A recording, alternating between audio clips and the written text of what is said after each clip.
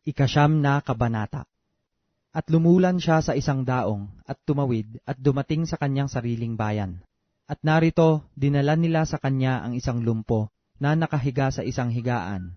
At nang makita ni Jesus ang kanilang pananampalataya, ay sinabi sa lumpo, "Anak, laksan mo ang iyong loob. Ang iyong mga kasalanan ay ipinatatawad na." At narito, ang ilan sa mga iskriba ay nangagsabi sa kanilang sarili, "Ang taong ito'y namumusong." At pagkaunawa ni Jesus ng kanilang mga kaisipan, ay sinabi, "Bakit nangag-iisip kayo ng masama sa inyong mga puso? Sapagkat alinbaga ang lalong magaang sabihin, ipinatatawad na ang iyong mga kasalanan, o sabihin magtindig ka at lumakad ka. Datapwat upang maalaman ninyo na ang anak ng tao'y may kapamahalaan sa lupa na magpatawad ng mga kasalanan." Sinabi nga niya sa lumpo, "Magtindig ka, buhatin mo ang iyong higaan, at umuwi ka sa iyong bahay." At nagtindig siya at umuwi sa kanyang bahay. Datapwat nang makita ito ng karamihan, ay nangatakot sila at kanilang niluwalhati ang Diyos, na nagbigay ng gayong kapamahalaan sa mga tao. At pagdaraan doon ni Jesus, ay nakita niya ang isang tao, na kung tawagi Mateo, na nakaupo sa paningilan ng buwis.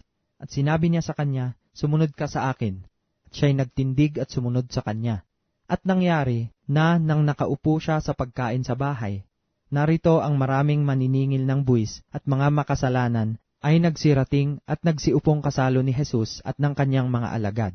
At nang makita ito ng mga Fariseo, ay sinabi nila sa kanyang mga alagad, "Bakit sumasalo ang inyong guro sa mga maniningil ng buwis at mga makasalanan?"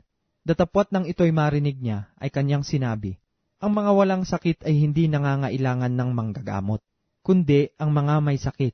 Datapwat magsihayo kayo at inyong pag-aralan kung ano ang kahulugan nito. Habag ang ibig ko at hindi hain, sapagkat hindi ako naparito upang tumawag ng mga matuwid, kundi ng mga makasalanan." Nang magkagayoy, nagsilapit sa kanya ang mga alagad ni Juan, na nangagsabi, "Bakit kami at ang mga Fariseo ay nangag-aayunong madalas, datapwat hindi nangag-aayuno ang mga alagad mo?" At sinabi sa kanila ni Jesus, "Mangyayari bagang mga gluksa ang mga abay sa kasalan, samantalang ang kasintahang lalaki ay kasama nila? Datapwat darating ang mga araw, na ang kasintahang lalaki ay aalisin sa kanila, at kung magkagayoy, mangag-aayuno sila.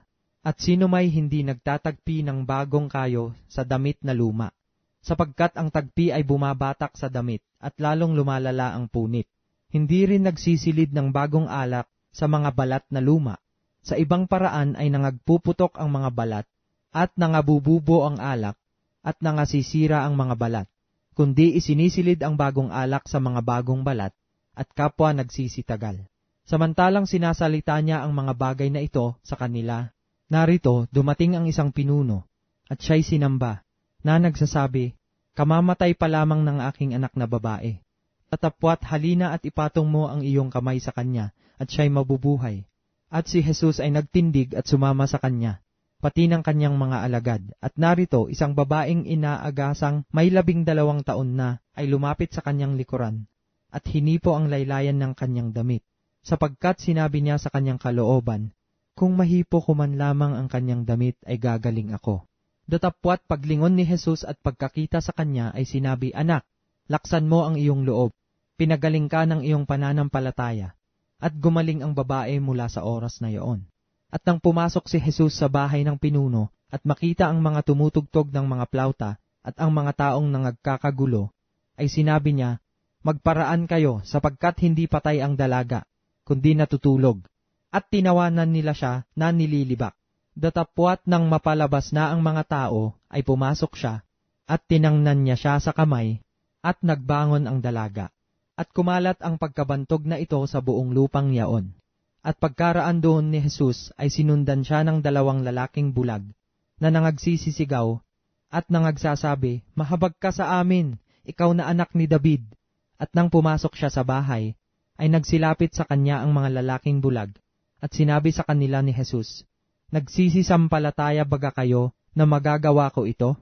Sinabi nila sa kanya, "Oo, Panginoon." Nang magkagayoy, kanyang hinipo ang mga mata nila, na sinasabi, "Alinsunod sa inyong pananampalataya, ay siyang mangyari sa inyo."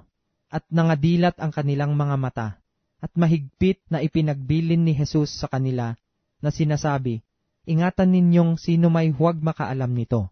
Datapwat sila'y nagsialis at kanilang inilathala ang kanyang kabantugan sa buong lupang yaon.